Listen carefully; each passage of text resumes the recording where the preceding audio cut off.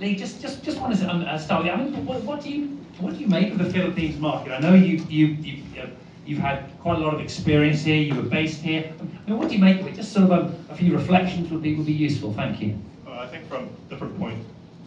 Yes, okay. Different points of view. I've done some consultancy work here with luxury residential developers, and I think it's a wonderful market. Like Bill said, it's a very strong market. It represents a lot of growth, and especially in the branded resi side, I think there's a huge gap between what this place can achieve between now and what we can achieve in the future. But in terms of understanding the experiences, obviously Nobu's been here for. It's actually our second hotel ever globally, Nobu Hotel here in Manila, in the City of Dreams. Obviously, it doesn't really represent our Nobu products now, because it's part of casino kind of gaming experience, and we've really moved on from that to be more on brand with what we are. But I'm not saying this is not on brand, but I think with all the kind of learning and understanding the culture, we've been here for a long time, and we're looking to do more here. Thank you. Gianfranco, just moving over to you. We heard Bill talk about global playgrounds, the playground cities in which you're very active. What do you make of the market here? I mean, is there any strength in that? I mean, compared to Miami or to Dubai? And what's your assessment of the market?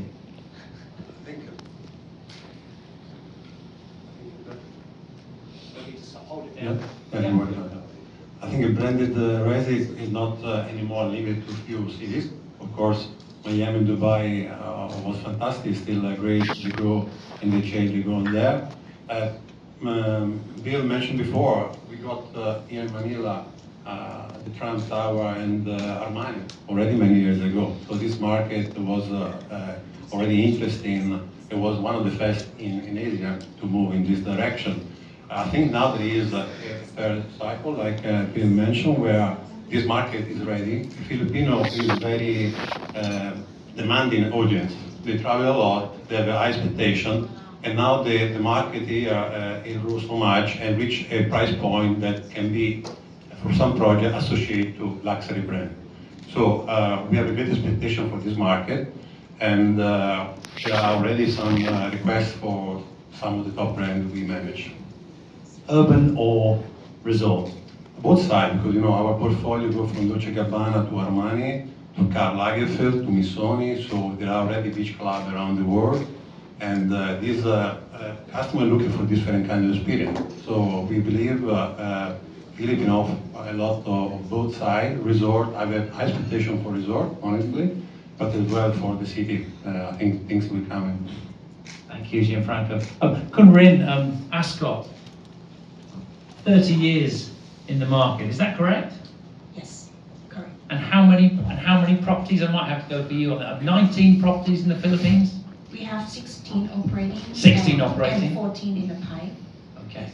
And you've moved with a greater focus on branded residences. What's the reason for that? Yes, that's a great question. Thanks for asking, and that's the reason why I'm here too, basically. We're here because we strongly believe that our brand can add value into this market with such potential. And if you look at our journey 40 years ago, 1984, we started with single brand Ascot, right around the ocean. And you look at 40 years passed by, we developed, and along the journey, now we have 14 brands, hotels, residences, service apartments, and also in the resorts and in the urban. And that's why we believe that with our brand, we have the equity that in the Gen Z terms now, we have the FC. We have such strong FC. I've just spoken to one of the owners that we are potentially talking into the Ascot residences. And music to ears for me, he said that, for Ascot, he's been so familiar with the brand. Indeed, Ascot Makati is where he's comes every Sunday, pass by most of the time. And you can see that this kind of thing, with the brand equity, we believe that we can bring the brand-induced demand into the Philippines market. Good, thank you.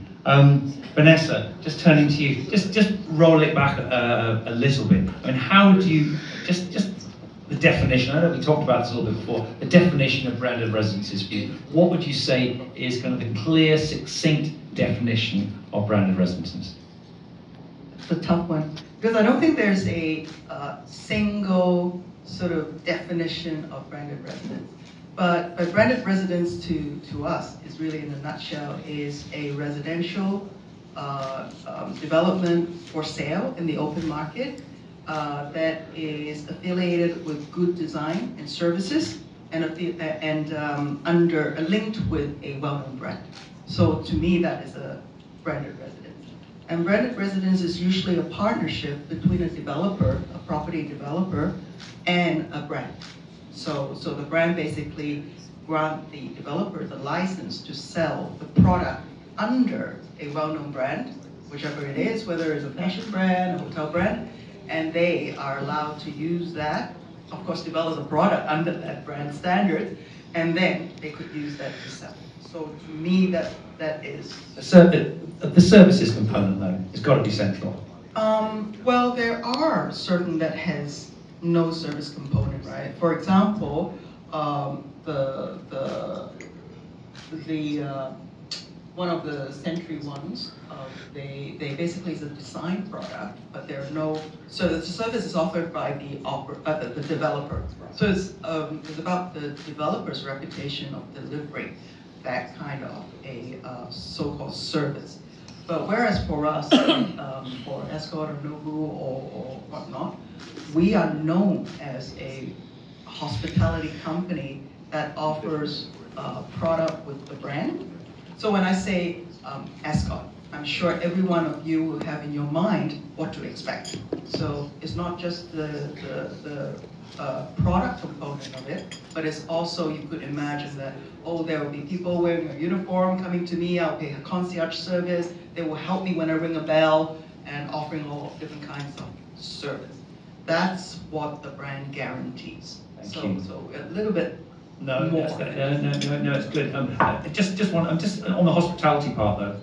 Leah, obviously Nobu's commands quite a bit of star power, but you know how much do you leverage that, or do you really sort of go back to the hospitality roots of the brand, which is really a restaurant brand? Absolutely, yeah. But we're lucky to have amazing star power as our founders, but all the founders really, it's all based on one vision that it started the brand. It was actually Nobu-san, the chef, who attracted his star investors, you know, shareholders such as Robert De Niro, Aaron Tepper, the Hollywood producer, and now we have another big shareholder, which is Blackstone. Blackstone's now Nobu shareholder. They talk about us wherever they go. Really good partnership. So I think there's a strong belief, obviously, in the hospitality part of the brand, and it's so natural too. It comes from restaurant, you know, that hospitality, we're approachable luxury, so people feel welcome, they feel at home. So that those, you know, from that home, we extend that word all the way to hotels. Obviously, that transitioned very, very well. We've grown now to 40 around the world, and then from that, half of our pipeline have residential globally. So that just shows you how well, you know, I'm sure a lot of brands have done so, but how well, particularly Nobu, because our DNA is service, our DNA is F&B, from there to hotels, and then from dining with us to staying with us to now living with us. So I think that's kind of a key factor that really plays. And I know you've grown quite a lot lately. I know you have projects in Thailand, you have projects in Vietnam. Can we expect something coming up in the Philippines too, leveraging that DNA? Absolutely hope so, because we've been here, as I mentioned, our City of Dreams, Nobu, is our second hotel globally. So I think they're, like Gianfranco was saying earlier, the Philippines is a market that wanted these star power brands from so long ago. I think there's been a gap, I feel like, in the last kind of decade. So I think now is the right time for us to do something here. Obviously, we have a great project in Manila already, but looking to do something hopefully kind of in a resort location, something we can really play out that whole experience from restaurant, like beach club, to hotel, to obviously residences. Great, thank you. I'm just gonna carry on with that star power part. I mean, you've got some pretty strong star power brands in your portfolio. But just for the understanding of everyone, how does that? When we talk about services, you know, if you have a Karl Lagerfeld residences, for example, a Dolce & Gabbana, you know, what are the services? What is the service hospitality component that buyers can expect? I think the luxury brands are very good to bring their code DNA to the local environment. And the brands try to interpret every market in a different way. And we're talking about brands that are going to have a limited number of projects around the world. I think it's a good example to look at what Bulgari is doing. There are very few. There are will be 100. There will be a very limited some destination. Armani went on the same route. They launched 2. There are 2 open. The third one coming in Riyadh, and they have a plan to develop more now. Dolce & Gabbana just launched a hotel and residence in Miami. And this we'll see more. There is a need of this kind of experience. We will see more of this hospitality and luxury brand blended together to make fantastic projects. Luxury brands are great in use their codes to create this activity and to build a visual and sensorial emotion in the location. So this is our goal in our project. Very good, thank you. Yeah, very interesting. Karim, just talk about your brand deployment strategy. So your brand and residences brand deployment strategy in the. Yes, as I mentioned earlier, we actually have 14 brands in the full spectrum.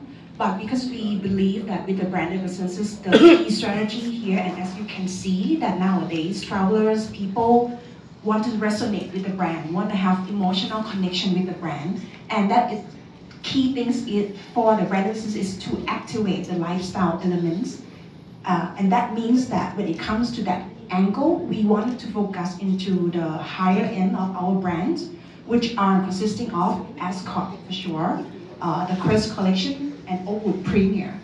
And that basically, we want to ensure that we collaborate with the right partner and the right location, because the key thing to the holistic successful of the project is basically how to deliver that quality of product and the standard services.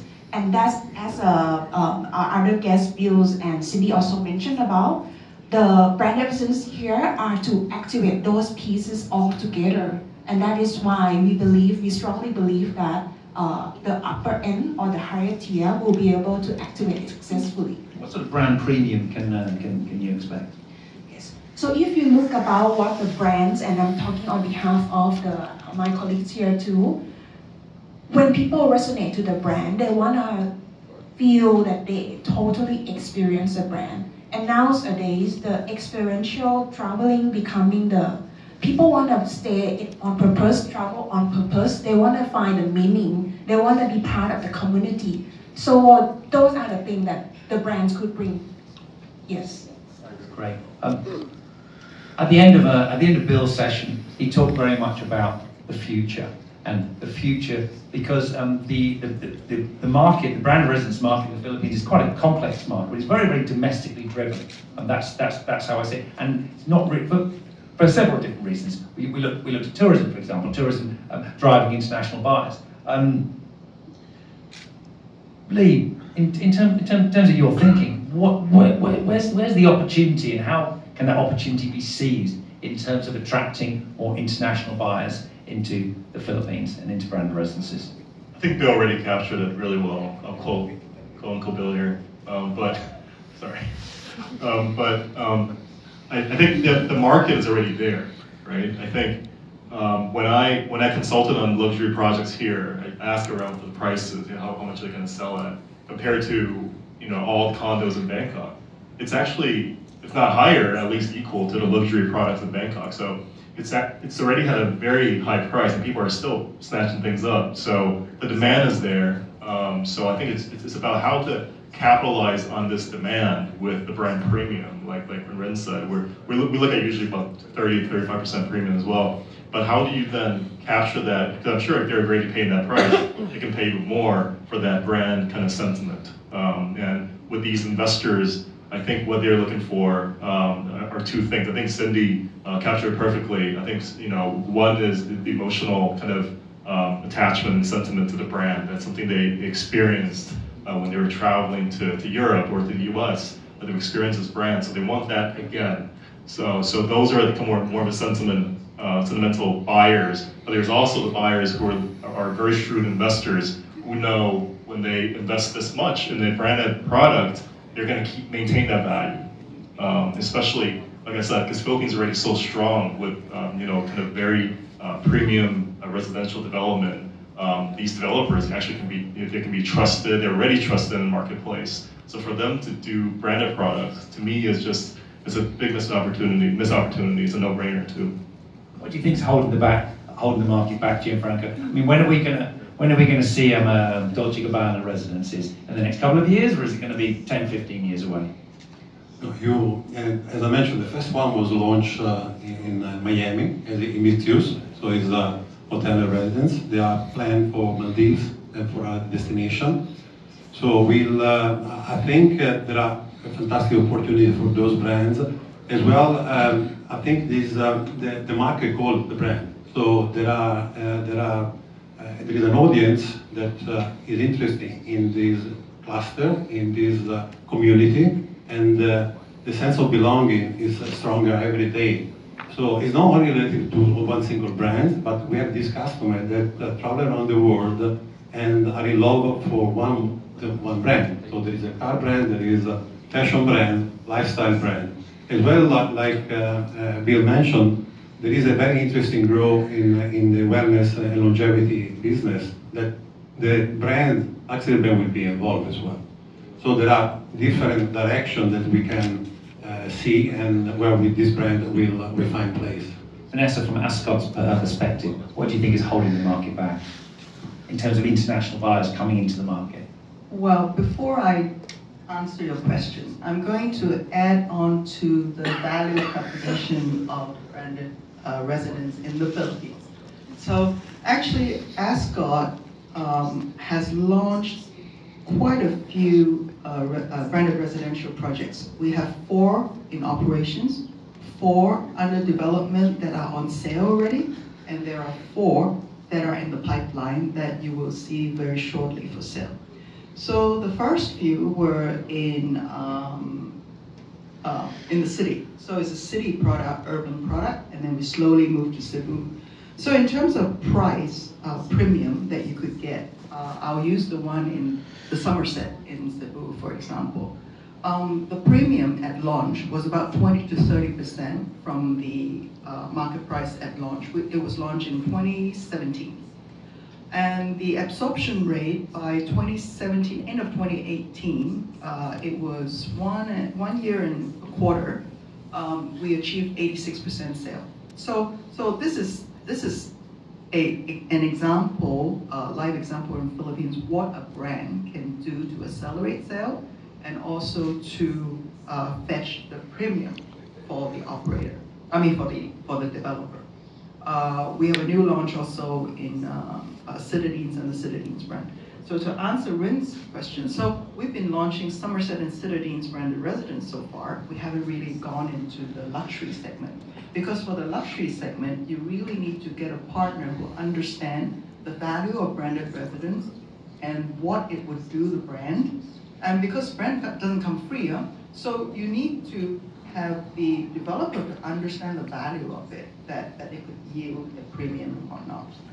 So to answer you why foreigners are not attracted to buy here yet, is to me is when you look at the numbers that Bill put out earlier, majority of them are actually urban developments. So you look at all the Century properties, they're urban properties. And then when you're looking at Shang actually has four city properties, 5. We also started as city properties. We only started moving into resort destinations. So these buyers, foreign buyers, a lot of them are like, I come visit, what a beautiful place, I want to own a piece of it under the brand. So a lot of them is a second home. They don't need a second home in the city center. There are a lot of them are buying resort products or places that they want to go for holiday.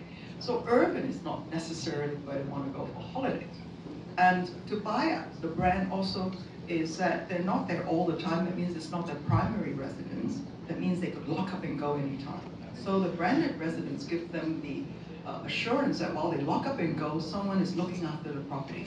Maintenance of the property in the long term. So you look at a hotel property, I mean, this property is 11 years old.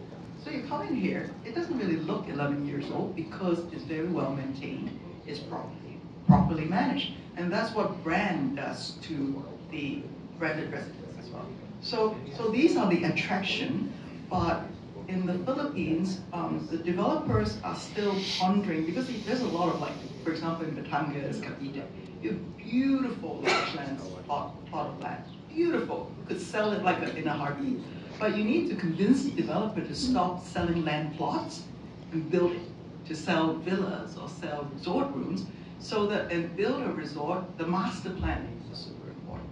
So in the Philippines, you have very good architects, but maybe in the master planning side, you might need some help from abroad, such as Vietnam. Vietnam started with no knowledge, but now they're one of the primary and the most selected in Southeast Asia for brand. So it's, to me, the product, is the sales, is the developer's mindset, accessibility. Lately, you see a lot of good access to resort destinations, so I could see that coming very soon. Thank you.